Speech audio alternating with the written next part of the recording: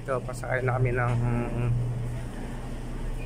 aeroplano papuntang Cebu. Ito, actually 3 times ako nang pumunta sa Cebu. Ito, pang 3 times na ito.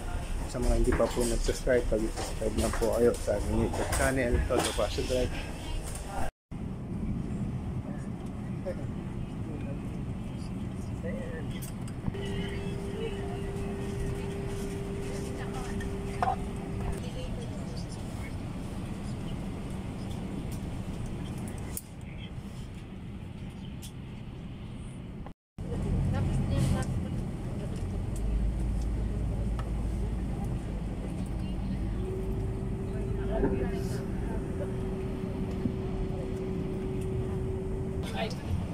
Yes, Welcome to Mactan Cebu International Airport. Nasa Mactan na kami sa Cebu International Airport.